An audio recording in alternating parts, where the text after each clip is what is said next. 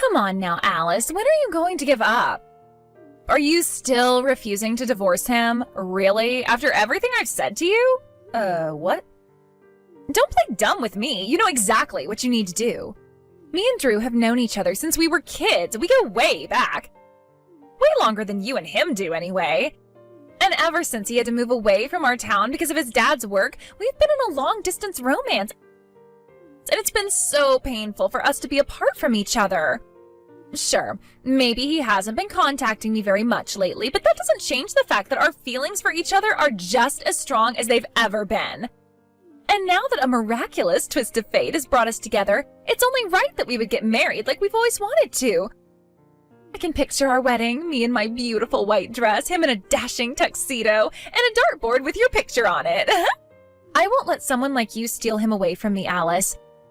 Drew is mine. He always was mine, and he always will be mine. So stop getting in the way of our love. Divorce him and let us finally be together. Set him free. You know it's the right thing to do. What's miraculous about it? He was always going to move back into town to take over his grandfather's company after he retired. Meanwhile, you stayed in town and married one of your high school classmates, and I seem to recall you've gotten at least a couple of kids now. So, no, it wasn't a twist of fate or anything like that brought us back into town. Drew's grandfather is getting ready to retire, so we moved into town in order to make the transition smoother, that's all. Not to mention, how could you and Drew be in a long-distance romance when you were never in a short-distance romance in the first place? You can lie to yourself about us all you want, Alice, but you know our love is real. It's realer than anything the two of you could ever have. Ours is a love that goes beyond words, beyond actions, beyond distance, beyond time itself. We're soulmates. It was written in the stars that we would move beyond just being childhood friends to being fully fledged lovers. So please, Alice, I am begging you, don't tear us apart. It's already too much for us to bear. If we have to stay apart for any longer, I think it's going to be the end of us. I don't believe this. Look, I feel like I need to nip this in the bud, so I'm going to be as straightforward and frank as possible. Well, spit it out then. Never contact Drew or me ever again. Neither of us want anything to do with you. What? We know that you're famous in this town for being a delusional psychopath. Everyone knows about you and your antics, and we've been experiencing them firsthand for the last few weeks. Who told you that? I want names. Rachel, you are a married woman. Your husband is a successful businessman, and you have 2 children between you. Drew is a married man himself. Think about what impact your actions are having on all of them before you start trying to become a homewrecker. Homewrecker? Who's the homewrecker? The only person around here doing any home-wrecking is you. You're the one trying to tear me and my true love Drew apart. The only reason I married my husband is because I gave up on waiting for Drew to come back into town to sweep me off my feet. I feel so sorry for doing that to Drew, and I realize now what a horrible mistake I made. But none of that matters anymore now that Drew has finally come back for me. I just told you, Rachel. Drew did not move back into town to be with you. We moved back into town because Drew will soon be taking over his grandfather's business. That was always our plan. How many times do I need to tell you this for that to sink in? Drew did not come here for you. How many times do I need to tell you, Alice? Obviously, Drew's plan all along was to marry me, once it came time for him to take over his grandpa's company. That's the only reasonable conclusion. You haven't said a single reasonable thing to me in the entire time I've known you. You're the unreasonable one, Alice, not me. You're so unreasonable that you can't even see that you're not wanted. Drew gets sick just by looking at that hideous face of yours. Ugh, you make me so mad. What is wrong with you? Why can't you just listen to what I'm telling you? Divorce my Drew right now and get out of our lives forever. We don't want to ever see your face around here again. Hey, Drew, you're working late again today, right? I'll come straight to your office to pick you up, so let me know once you find out exactly when you'll be finishing up. Uh-oh. Don't tell me, is it her again? You guessed it, it's your old friend Rachel. She just sent me a barrage of texts with the usual content. And she's currently sitting out in front of our apartment building, waiting for you, I assume. Oh, for the love of... I have told her countless times that she needs to knock this off. What is wrong with that woman? I'm really glad we went with an apartment building that has a thorough security system. Imagine if we owned our own house and she found the address. There's no telling what she'd do. Right, locked the front doors, security cameras in every hallway, and an underground parking lot with elevators that go straight into the building. Okay, thanks for letting me know about that. I'm so sorry you have to deal with this. You have no idea how much trouble she caused me back in middle school. She went around to all the girls in our grade telling them I was her boyfriend and to keep their hands off of me. But to think that she's still keeping this up even after we're both married to other people? She's nuts, that's all there is to it. Seriously, I used to think that people like her just existed in bad soap operas and corny B movies. It's only been 2 weeks since we moved here, and she's been escalating her harassment every day. You always told me you had a stalker when you were a kid, but I had no idea it was this bad. And when I think about her poor kids and husband and how this must be making them feel, it's all a terrible combination of depressing and scary. Yeah, that's the worst part for me. About her family, though, I heard an interesting story from an old friend of mine. Apparently, her current marriage was arranged by their parents. Whoa, an arranged marriage?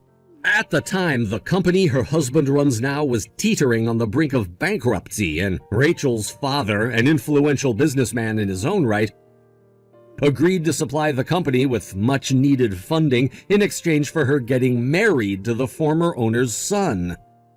Wow, that sounds like something medieval European nobility used to do. Right? It's honestly crazy that either Rachel or her husband consented to it, but for whatever reason they ended up getting married. It gets more interesting, though. Their positions have reversed. Right now, Rachel's dad's company is failing, and her husband's company is the one giving out financial assistance. Seeing as though Rachel's dad did save his company back in the day, it makes sense he would want to return the favor, but it's also a big reason why it would be difficult for him to divorce her. The friend who told me all of this actually is a drinking buddy of Rachel's husband's, and apparently all it takes is a few beers for him to start talking about how badly he wished he had an excuse to get rid of her. Wow, that is one messy family situation. Yikes. Right, but knowing how much of a disaster area Rachel is, I can't say I blame him. Seriously. Okay, well, I gotta get back to work now, Alice. Oh, right, you're at work now. I'm sorry, honey, I'll let you go. Nah, it's fine. I should be thanking you. All I've got left on my plate today is some last-minute preparation for my business trip next week, so I'll probably be leaving in about an hour. I'll call you when I know for sure. Gotcha. Talk to you later. Tick-tock, Alice. Every day is one day closer to the day Drew and I will finally be together. There you are, Rachel. What's up with the stack of divorce papers you left on our mailbox? Huh? What do you mean? You know what I mean. You left a stack of divorce papers in our mailbox with your signature on it. Just what do you think you're doing, Rachel? I don't get this at all. Oh, oopsie-doopsie. Looks like I switched the envelopes. I guess the one I gave to my husband was the one I meant to give to you, and the one you have right now is the one I was supposed to give to my husband. What? I guess I should have probably written something on the envelope so I could identify them easier. Would you mind meeting up with my husband and trading envelopes? Hold on. Does this mean that you actually intended to divorce your husband? Of course. Drew is finally signaling to me that he's gonna leave you for me, and that gave me the courage I needed to kick my useless husband to the curb. This is giving me a headache. Exactly how is Drew signaling anything to you? I know everything, Alice. Drew's going out of town on business today, right? Oh, and don't bother trying to hide it. Your daughter told my son all about it at daycare yesterday. I mean, yes, he is, but what does that have to do with anything? Aw, you poor thing. You really don't get it, do you? Drew used your daughter to get a message to me through my son. He wanted me to know. Sure, he's telling you it's for business, but the truth is that he's using it as cover to finally be together with me. No, it's just an ordinary business trip. How can you be this delusional? You're just telling yourself that to cope with the shame and sadness of your husband abandoning you. But you finally get it now, don't you? After decades of waiting, Drew and I are finally going to be united in love this very night. I know my words are falling on deaf ears right now, but every single thing that you just said is a bunch of deranged, delusional, psychopathic nonsense. You really are determined to deny reality, aren't you? But you're too late. I just checked into the same hotel where Drew is staying. You what? I can't believe this is actually happening. Yeah, I followed him in his car all the way here. I know he was expecting me, but I still wanted it to be a surprise. Okay, this has just moved beyond annoying and into the realm of positively terrifying. Don't you dare go near Drew, do you hear me? I'm just glad they had open rooms available. I don't know what I would have done if they were fully booked. I wonder what Drew's gonna say when he proposes to me. What should I wear? Oh, I'm so excited! But my first order of business is to find Drew's room. I bet he's booked one of the big fancy suites for us to spend our first night in. Drew, are you in your hotel room right now? Hey, Alice. Yeah, I am. I just checked in a little while ago. I've got some free time in the evening, so I thought I'd step out of my room for a little bit and take a walk to unwind from the trip.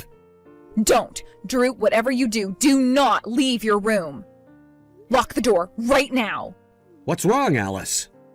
Rachel followed you, Drew. She just rented a room at the same hotel as you. She's out there looking for your room right now. You cannot let her find you. She is out of her frickin' mind. Are you serious? Yes, she told me about it by text just now.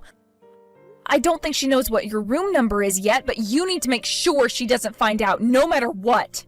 Okay, I got it, Alice. My God in heaven, she followed me all the way out here. I was joking when I called her my stalker in middle school, but now she's gone and proved me right. Hey, what are you doing here, Alice? Did you come here just to get in our way again? For the record, Rachel, I was planning on staying the night here with Drew from the get-go. This isn't anything we decided on the spur of the moment or anything. Liar! The only reason we arrived separately is because I had some business to attend to before coming over here. Then what is going on? Explain yourself! One of our client companies is celebrating the 30th anniversary of their founding, and they're having the party at this hotel tomorrow. They invited Drew as the successor to his grandfather's company, and Drew asked me to accompany him. But why would he want you to come along? Drew's grandfather always had his wife attend these sorts of social events with him in order to have a closer, more familial relationship with his business partners. Since Drew will be taking over for his grandfather soon, he wants me to do the same. I don't understand. Let me put this to you in the simplest terms possible. Drew is introducing me to his clients as his wife. That's not... One more thing. I'm pregnant with our second child right now. No, that can't be! I hope this should all make it very clear that Drew has zero interest in leaving me or marrying you. Well, do you get it now, Rachel? But Drew is mine! Good morning, Alice. I'm not too thrilled to say this, but I've decided to allow you to stay married to Drew. Also, if it makes you feel better, I'll let you think that I was mistaken that Drew was going to propose to me. How generous of you. Oh, and one more thing. Those divorce papers I left at your house, you can throw them away for me. I was a bit flustered at the time, but now that I think about it, I'm quite lucky I gave those to you by mistake. If I had actually given them to my husband, he might have actually divorced me. Yeah, about those divorce papers, your husband told me that he's already submitted them to the courthouse. What? He submitted them? Yep, he just told me about that this morning. Oh no. You see, before I headed over to the hotel yesterday, I stopped by your house to deliver the divorce papers to your husband, just like you asked me to do. I handed him the signed papers, explained the situation, and had a little chat with him before I headed off. You what? He said he would call your parents and his together for a more in-depth discussion as soon as possible. And that's the last thing I've heard about the situation, so if you want to know more about why he chose to submit them, you'll have to ask him. What's going on? Why? How could something like this happen to me? Do you need to ask me? Think about it, Rachel. One thing I will tell you, though, is that Drew is absolutely disgusted by your psychopathic stalking of him. Stalking? That's nonsense. I have done no such thing. We told you time after time after time to leave us alone, but you not only kept telling me to divorce my husband, you followed him to his hotel in another city. What do you call that if not stalking? But I love him! The feeling isn't mutual. Goodbye, Rachel. Rachel's husband finally found the excuse to get rid of her that he'd been waiting for. While it may have been a one-sided obsession on Rachel's part, the fact remains that she was about to leave her husband for another man. He called both sets of parents together right away. He quickly laid out the reason for the divorce and had his lawyer take care of everything immediately. In the ensuing divorce proceedings, full custody of both of their children was awarded to Rachel's husband, and any property division or alimony that would have gone her way was eliminated due to her indefensible and incomprehensible behavior. At the same time, the funding that was being provided to Rachel's father's company was cut off, and 6 months later, the company went bankrupt. I ran into Rachel in town the other day, though she looked like she had aged about 20 years since I last saw her. From what I hear, she's been working all sorts of unpleasant jobs in order to both keep herself out of the poorhouse and help her dad pay off his debts. She turned and ran away as soon as she saw me, presumably out of shame. Now that we're free of her psychopathic obsession and disturbing delusions, my husband Drew and I have finally found some peace in our lives.